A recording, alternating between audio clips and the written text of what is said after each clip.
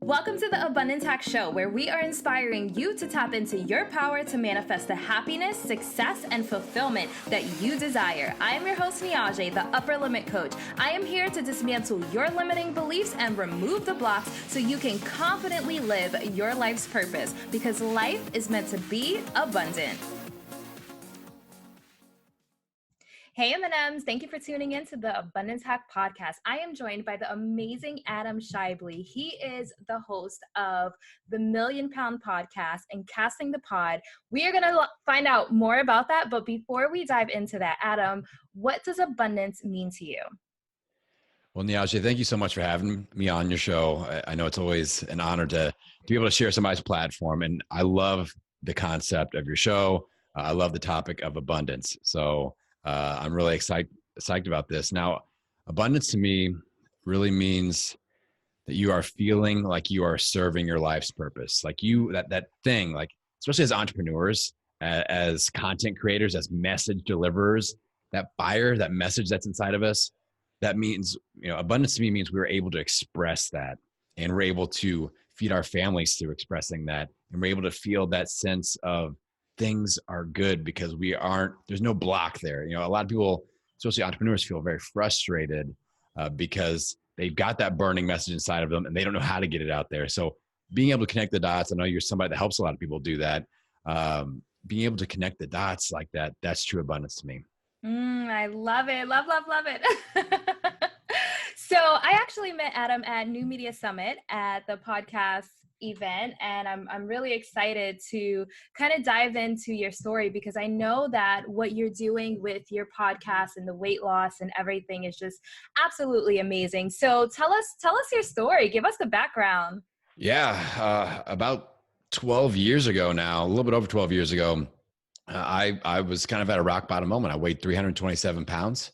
I had a ton of credit card debt, kind of depressed and lonely, unhappy with the way my career was going.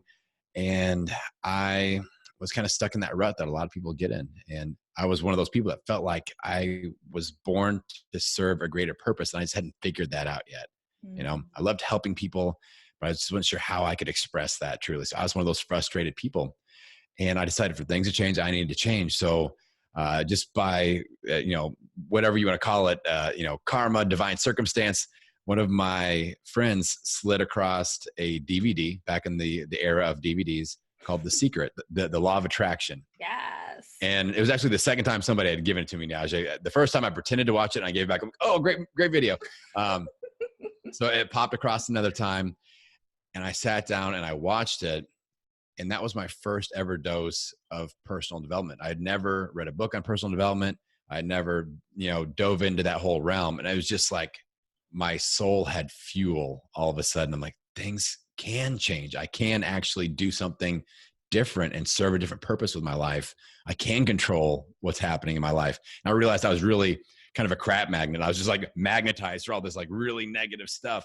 And I had to change the way I was wiring my brain. So I sat down that night and I mapped out basically my menu for how I wanted to create my life over the next 5 years. I'm not sure why I settled on 5 years. People ask me that a long time, for a long time. They're like, what's the deal with the 5 years? And that just seemed like it was a long enough time because I had a lot of stuff that I wanted to change. So it's enough time to actually get something done and create some progress, but it wasn't super intimidating. It wasn't like over the next 20 years, I'm going to create these amazing things. I felt like it was a good fit for me at that time.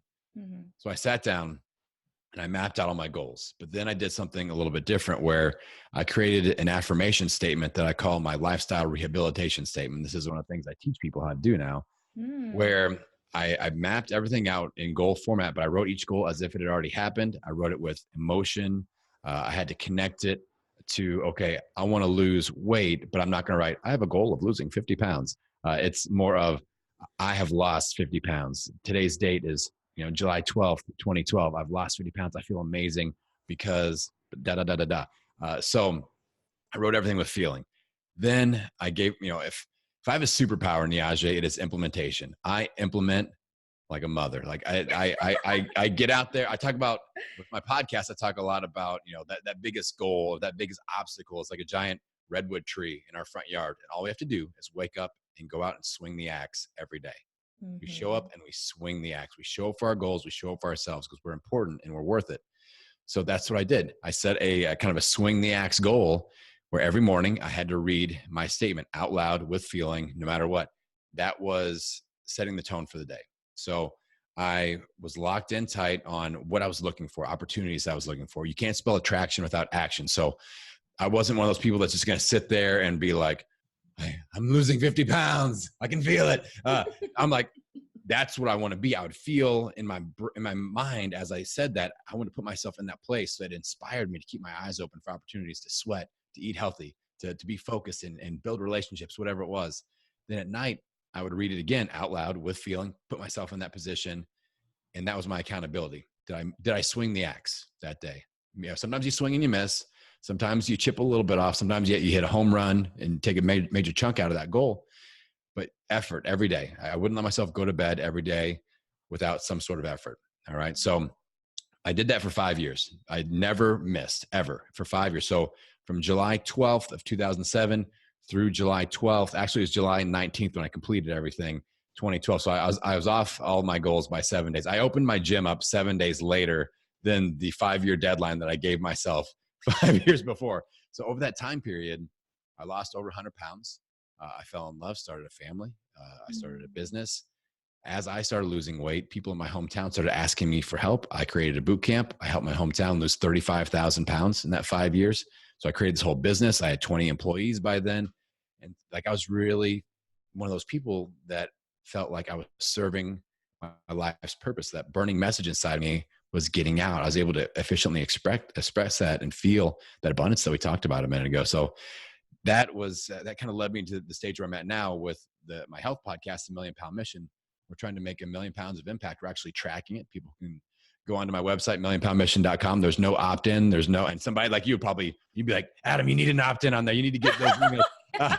So, but I'm just, a good old boy from Indiana. I'm like, no, we don't need no emails. Just you go on there. Like if somebody hears this and the whole, like maybe just the swinging the axe thing, like I got to do that every day. I'm going to walk a mile every day and drink water.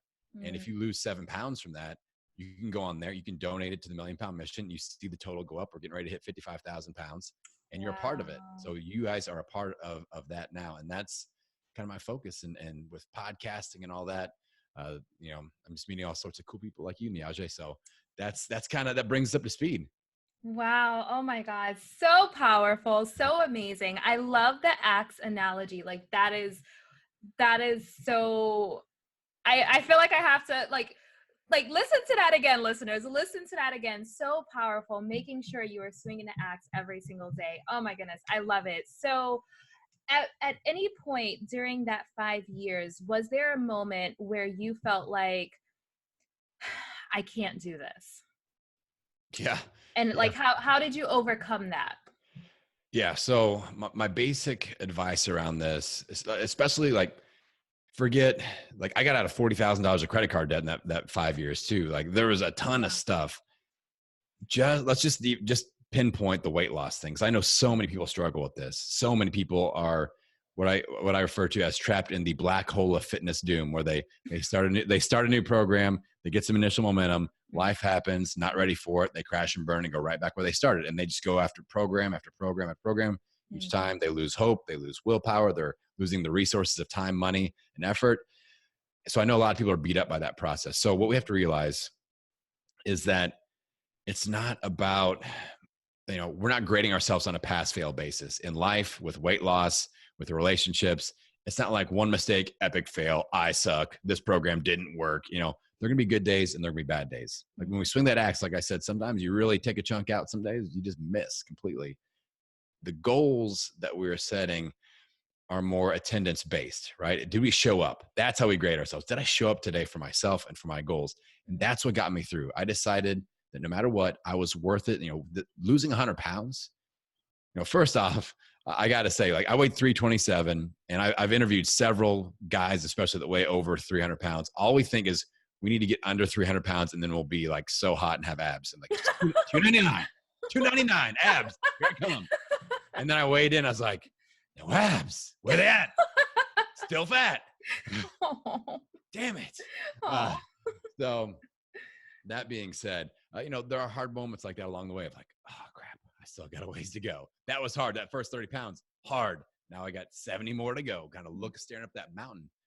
We have to realize that changing our health, overhauling our lifestyle like that, it might be the hardest thing that we ever do, but it's worth it because we're worth it, right?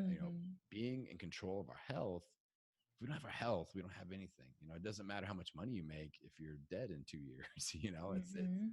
It's important that we feel like we are in the driver's seat there, that we are in control of the most important thing in our life, which is our health. So that's what got me through, is realizing, like, especially as I met my wife and we fell in love and they started having a family, I'm like, the why got a whole lot bigger. And whether you are an entrepreneur, a solopreneur out there hacking it out, just busting it. I know a lot of you are listening.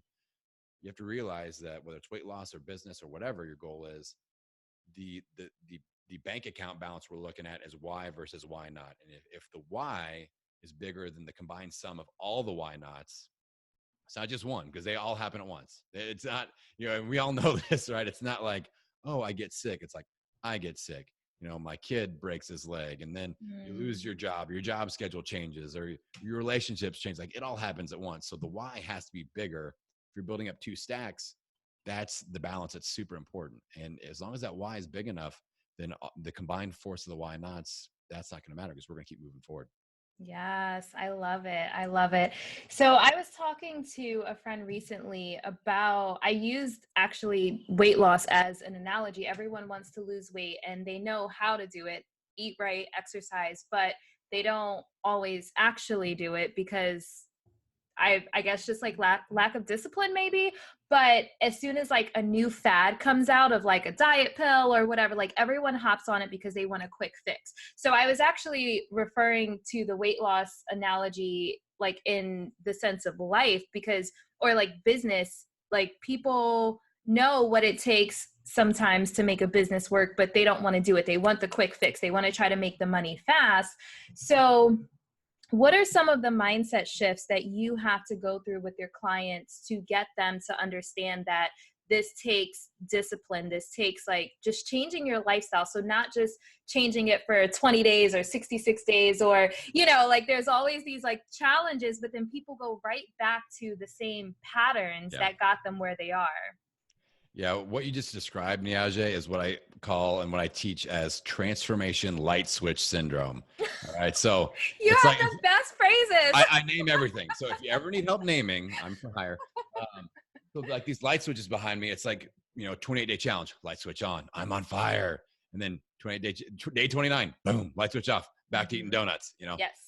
And I see this a lot. Like I own a gym, and we used to do 8-week boot camps in a format of prizes, money at the end.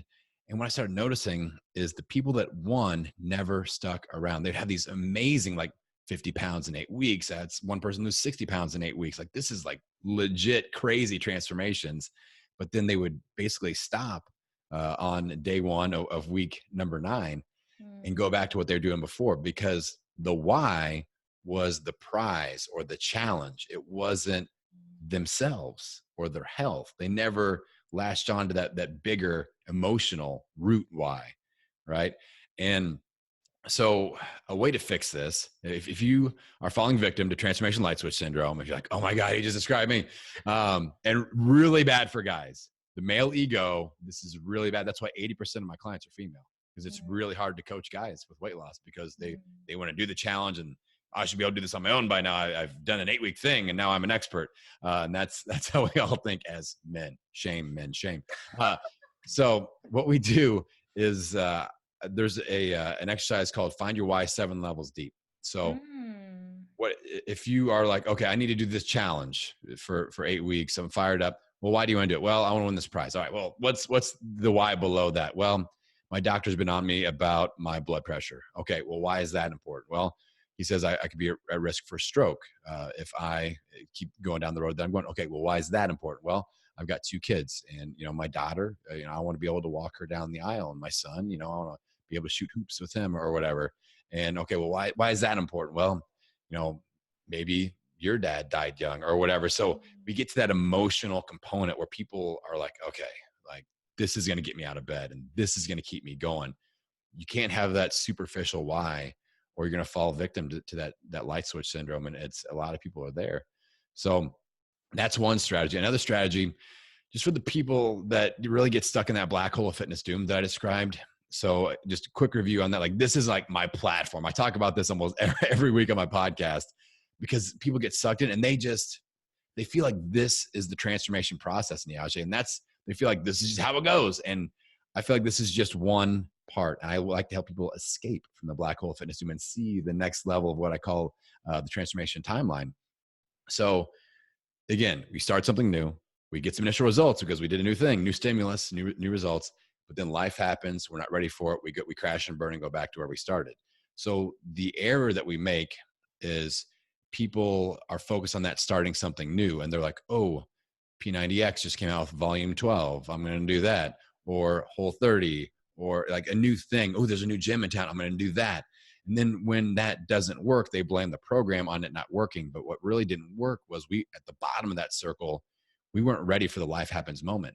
And for a lot of people, it's the same stuff that happens over and over again. So big one, vacations, right? I'm going to just read your listeners' minds for a second here. So what happens is they do, like, spring breaks coming up. They do Whole 30. Boom. I know I'm crushing it. I'm eating Whole 30 clean. I dropped 15 pounds. I look good going into vacation. I go on spring break. I gain 10 pounds back, but then I don't go back to the gym for 3 months. Right. So this happens. And with vacations, or I call them transformation danger zones. So that's that life happens moment. If we can focus on fixing those things, it's like a giant hole in the road. It doesn't matter if you're walking or driving a car or riding a bike, you're still going to go into that same hole if it's in the way. We got to build that bridge over the hole to get to our goal. So when I have people focus on, like with vacations, I'm like, let's figure that out, because I have people that go on vacations and I don't see them for 3 months, and that's a huge issue. And it's not that they went on vacation, it's the after. That's the important thing. I'm not stressed about people gaining all their weight back on vacation. Like, stuff's going to happen on vacation. I'm not going to be the guy that's like, all right, no booze on vacation, no pancakes. I know you're on an all-inclusive trip to the Bahamas, but no alcohol, Niajae. I just know that's not going to happen, right? But you gain a little bit, but it's all just bloat and water weight and stuff like that. So what I have people do with vacations, that have people that have this as a danger zone, is I say, all right, before you leave for your vacation, we're going to map out what happens after your vacation. You're going to book your personal training sessions. You're going to book your classes, your weigh-ins. We're going to establish a lot of accountability anchor points. We're going to know what nutrition plan you're going to be following the day you set foot back from vacation. That way, all you have to do is just walk into the plan. So that, being able to identify, analyze, and plan ahead for your transformation danger zones, that's how we escape the black hole of fitness doom. And that's what I'm trying to teach people every week, every chance that I get, every podcast I'm a guest on. I try to just wake people up. It's like pulling the plug out of the matrix, that cord that's attached to the head. I'm like, I'm pulling plugs, going to wake up. We can escape this together. It's going to take some work. Might be the hardest thing you ever do, but again, we're worth it. The effort's worth it. And the people that need us to be around for a long time are worth it. We can't forget that. Yes, I love it. Love, love, love it.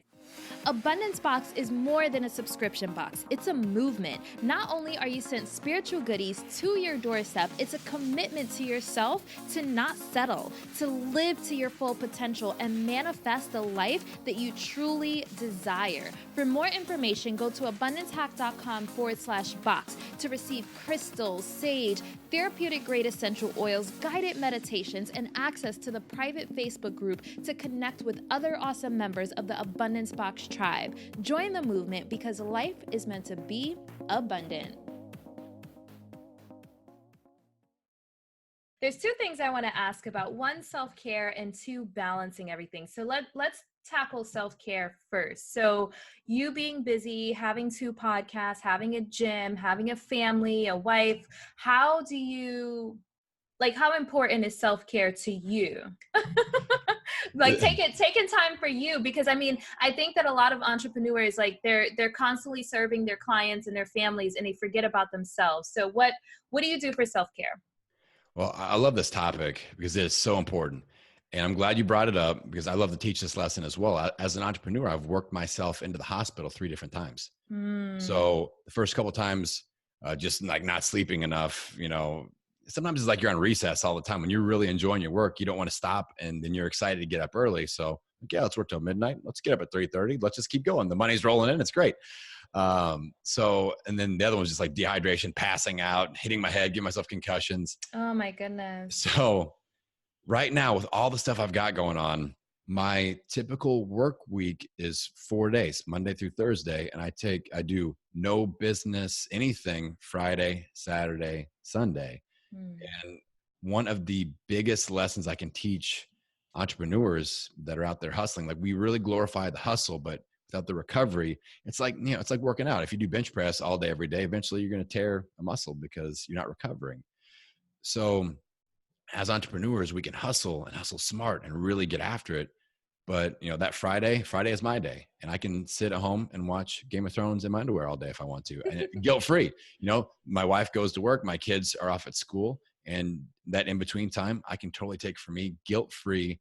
I set up my team. They know the deal. Like, the autoresponder is on, and it allows me to fully recharge. And that allows me to be present for my family on the weekend. So Saturday, Sunday, family time. And I'm not thinking about, God, I really wish I could get some Game of Thrones in. It's like, I can focus on them because I had my day where I really filled up my cup, and I just I got my infrared sauna. I do my workouts. I do my mobility. I just take it at a very relaxed pace. It's exactly what I want to do. And, I challenge entrepreneurs to do that. If you are an entrepreneur that's really feeling the burn, and if you're feeling like everyone else around you is getting like dumber by the second, it means you're tired. It means you are tired. That's the issue. You are the issue. And, I challenge you to take one day. I challenge you to take it during the week when your family is off doing their things. Kids are at school, spouse and partners are off at their job. Take a day or even half a day just for you. Don't get onto the work email. Turn off the phone if you have to. Just do what you need to do to replenish your cup. I did a 7-day challenge last month, where the challenge was to just invest 10 minutes in yourself, doing something that you normally wouldn't do for yourself each day for 7 days, 70 minutes in a week. And people were struggle busting it. Niajae. I mean, it was like, well, I can't do this. This is, my kids have 12 soccer tournaments today, and all this stuff. And I'm like, dude, the stuff will always fill up your calendar. So you have to like put your flag in the freaking ground and go, this is my time. And even if it's just starting with 10 minutes, the first 10 minutes of the day, maybe it's 5:30 a.m. to 5:40 a.m. You get everything set up, and you go and you read, or you meditate, or you do a foot massage, or whatever works for you. Listen to Niajae's podcast. All right. Yes! Fill up your cup, but invest that time in you, and then expand that, because the stuff will always, it's like water. It fills in the gaps. Right. Yeah. And they'll always find a way of doing that. So we have to make our claim on our time and investing in us. And as parents, it's hard to do, especially as moms. I deal with a lot of, obviously my clientele is mainly female. So I work with a lot of moms, and those kids are first, priority. You have to think, if you aren't around to serve those children, to provide for them and nurture for them, then what's the point? Yeah. If you're having a heart attack, if you're having a stroke, like, those relationships, like, I would give anything. I grew up being raised, my parents both worked a full-time job, and I'm not saying my grandparents raised me, but I spent a lot of time at my grandparents' house. And my grandmother, who took a big part in making me who I am, she passed away when I was a freshman in high school. I would give anything to have an adult conversation with that woman, just to pick her brain and just gain her wisdom, because she had such a big part in raising me. But she didn't take care of her health. She smoked, she was overweight, she had a stroke and died. So, we have to be mindful of those things when we make our life decisions. Yeah. I think a lot of moms do feel guilty putting themselves first, but it's just like when you're on an airplane, they say, put your air mask on first, because if you fill your cup and it's overflowing, it's going to make you a better mom. So making sure you take care of you. So yeah, when your cup is depleted, you can't care for your children and your family. So yeah, I think that's a really, really powerful lesson, really powerful lesson.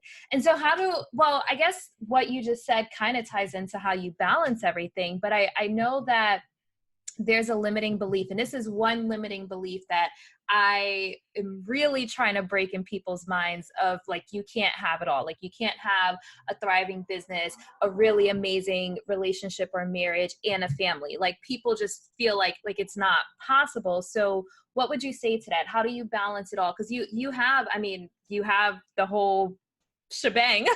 I don't even know if that's a word, but I just made it a word right now if it's not. So Well, I think it's really important to create our own definition of what we want and what success looks like too, in abundance, like we did at the beginning of the show here. Like we aren't set up to where we have to be living someone else's definition of what success looks like, right? So like I live a minimalist lifestyle, and that really works for me. I love that, where I don't have a mortgage and like I don't have a whole lot of bills to pay or anything like that. But that makes me happy. So I feel like part of my definition of being satisfied with my business, I use a filter of more versus enough. Like, okay, I could go out and get more business, but what does that ultimately mean? Because on the time equation, something pulls off the back end, right? If I spend more time doing a new podcast or doing more interviews, that's going to pull time from somewhere else, maybe from time with my kids. How does that affect the overall balance and my definition of what I want to achieve? So I'm not just going to do more just to do more. I'm not going to do 12 podcasts. I could too. I'm always like, and I know you're newer to the podcast game, but you are going to be like, eventually you hit a point like, oh, that'd be a great podcast. I'm going to start a new podcast. And every week you want to start a new podcast, Niajae. So just be ready for it. It happens to all of us. But you have to go, okay, more versus enough, right? Right now, I've got enough podcasts. I'm good. And we have to learn how to be good and satisfied with that, because I don't want time taken away from my kids. Like I don't want to lose my Friday or my Saturday or my Sunday. So this is working. So setting that definition and then claiming our time first, because the work time, the stuff time, that all fills in, like I said. I feel like that's the error a lot of people make. We're like, oh, I'm really going to bust it and work hard this week. And then, there'll be time for the kids in the evenings or whatever. Like we're fitting our family, like what a lot of us say that we're working for, we're fitting that into the cracks of our day. And a lot of time that gets swept aside. Right. And so what are you working for? So I love Instagram, and I put up a post a couple of weeks ago. I put a lot of like things like, oh, this is inspirational, it's gonna go, and like my mom's on there commenting, that's it. But this like really took off. So I said, what if money wasn't a thing, right? And what if our bank accounts were full of relationships and life experiences? How rich would you be? And that got people thinking. There's a lot of parents out there that are working 60, 70 hours a week. And if you took account of the time you actually spent with your children or your loved ones or the people that need you around the most, it's minutes. It's not hours, it's minutes each week. And that hits home, right? So if money wasn't a thing, listeners, and your bank account was built up with life experiences, relationships, connections, meaningful relationships, how rich would you be? That's a question to ask yourself, and then start taking that stuff and make it a priority and work backwards from there. And you work enough to supply that, right? I'm not looking to set a world record for how many hours worked or even like bank account made. Like I know exactly what I need to make each month to provide the life that really nurtures my soul and feeds me what I need to be fed and allows me to be the person I need to show up for my family, my friends, my children, my clients, right? So claim that territory first and work backwards from there, and quit filling in the gaps of your day with the stuff that's the most important stuff. Make that the priority. So powerful. Oh my goodness, so powerful. Yes, I love that. So people do say I'm working for my family, and then they don't spend time with their family. Yeah. Like, oh my goodness, so much power in that. Oh my goodness. I feel like everyone needs to go back and listen to that again. Just so much gold, so much gold. I love it. I love it. Yeah. Wow. I mean, it's important, right? Yeah. Like this, and not a lot of people think this way, especially as entrepreneurs. It's all hustle, grind, get those followers, get those downloads. But it's like, why are we doing that? What's the real purpose of that?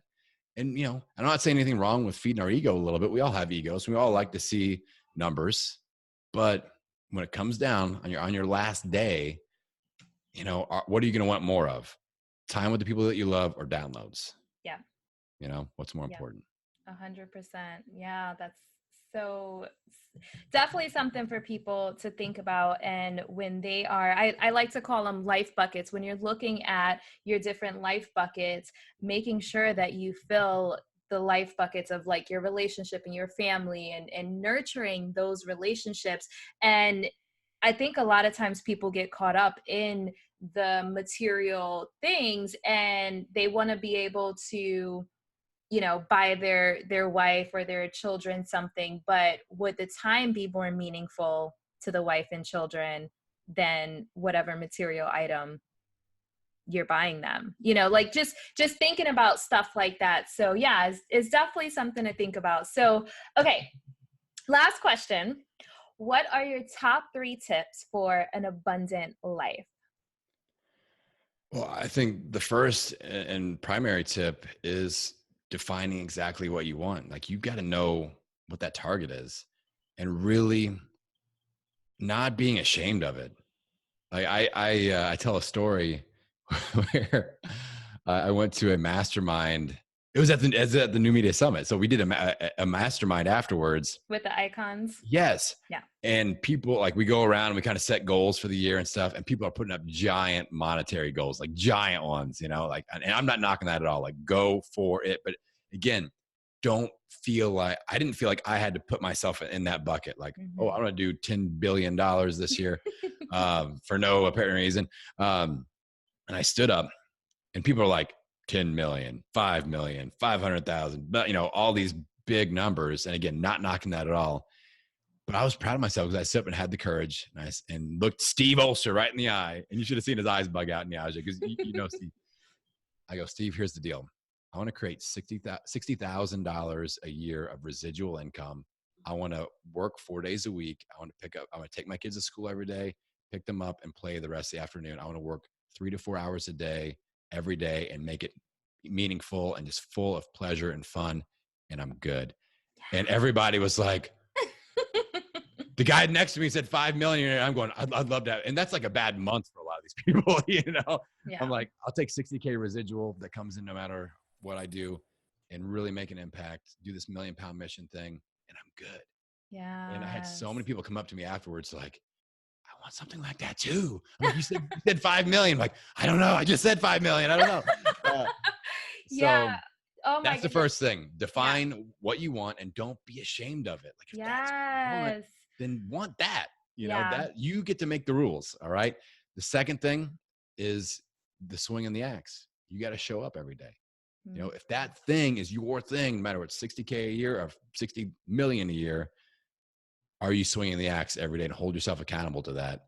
And that's the third thing, is establish accountability anchor points. So don't feel like, especially with weight loss, a lot of people get in the mindset of, I got myself into this mess. I got to get myself out of this mess. That's like saying, I want to go move to Spain. I'm going to just teach myself Spanish without any help whatsoever. Like, it's like, that's going to be really hard. All right. So look for accountability anchor points. Look at all the major areas of your life, no matter what you're trying to achieve, and try to establish a positive anchor point, you know, at work, at home, and friend groups, church, you know, whatever you do, wherever you spend your time, establish positive accountability anchor points in those areas so that you have support. And it's like climbing a mountain. You want to anchor on as often as possible, because if you slip, you know, if you just have a personal trainer and then your personal trainer moves, chances are you're in some serious trouble. That transformation momentum is going to slide to the negative. So I want you guys to establish as many of those anchor points as possible, so that if things do get a little slippery, then you have some other anchor points and support there to make sure that you, you know, minimize damage and then keep moving forward. So those are my 3 tips. I love it. You already know I love the axe one, but I want to touch a little bit on the first one, because I think, like, with what I do with sales funnels and consulting, there's these I call them buzzwords, but like right now, like 100K in 90 days, or 100K even a month is like a thing. This is people's goal because it's popular. It's like 100K has gone viral. And so I did a live the other day, and I'm just like, why do you want to make 100K in 90 days? Why do you want to make 100K in a month? Like, do you even know what that looks like for business? Like, you know how Biggie says more money, more problems? Like, do you know, like, what 100K will a month will bring on in your life? Like, maybe making 74K in, 6 months or something like that will give you a happier, more fulfilling life. Because if you're trying to make 100K a month, you're going to be so busy. Like everything in your life is going to suffer. Your relation, and I don't want to say everything's going to suffer because that's not normally the case. But if you don't shift your mindset and shift things in your life, typically you're not going to be prepared for what comes along with that. If you even hit that, because a lot of people are definitely not hitting that.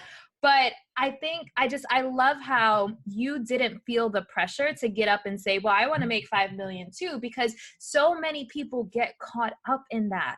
They get caught up in that because everyone else, especially with social media, appears to be making all this money. And so people feel the need to try to match that. But it's important that you check in and figure out what's going to make you happy. What does it take to provide for your family, but where you can actually be there and enjoy the fruits of your labor, and you're not just hustling, because hustling is glorified these days. So really just checking in and seeing like what will make me happy, what will allow me to provide for myself and my family in a decent manner to where I'm not neglecting certain areas of my life, especially self-care, especially your family, especially your relationships. So I love that you said that.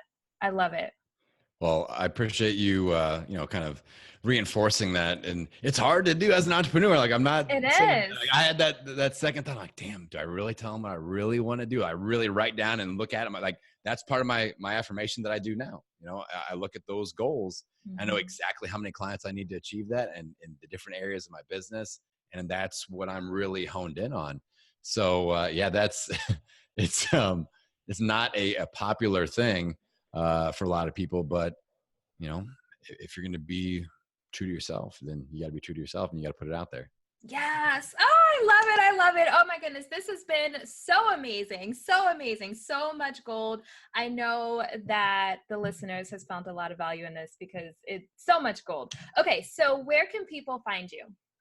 Yeah. If you guys are interested in digging deeper on the health stuff, go to millionpoundmission.com. That's where everything is. I've got a great little, what I call my transformation battle plan workbook. It's a free tool I put on there. But it's not a light PDF. It's not like, here's one tip on a PDF sheet. Thanks, Niajae. Thanks for that email. It's like 25 pages long. It helps you map out a 28-day transformation, all the important components of it. So check that out. Check out the podcast, Million Pound Mission. Niajae is going to be coming on my podcast about podcasting called Casting the Pod. So if you are an aspiring podcaster, or if you're looking for new podcasts to check out and listen to, then check out Casting the Pod wherever you listen to podcasts. And also one last thing before we check out here, I want to tell you guys that Niajae is legit.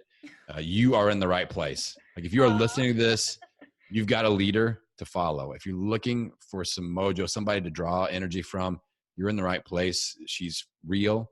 And I can tell that she's the type of person, just from a few conversations that we've had, that she will tell you what you need to hear, which won't always be exactly in line with what you want to hear. And that is gold. All right. That is gold to get somebody that will tell it to you like it is. So I appreciate you, Niajae. Oh, thank you so much. Thank you. Oh my goodness. This has been amazing. Thank you so much for coming on the show. I love everything that you're doing. And I know a lot of people that struggle with weight loss, and just your analogies and how you break everything down and the 7 layers of your why, like that's brilliant. It's brilliant. So I really hope that people just follow your podcast and follow everything that you're doing. And I'm not trying to lose weight, but I just want to be a part of it. I'm like, can I lose a couple pounds just so I can like add to the numbers, the Million Pound Mission? I love everything that you're doing. So keep it up. I am super grateful for you. And until next time, guys, love and light. Thank you for tuning in to the Abundance Hack Show. I would love to hear from you. Leave your comments and questions, and don't forget to subscribe so you don't miss any of our yummy episodes. Every time you leave a 5-star rating or review, I do my happy dance.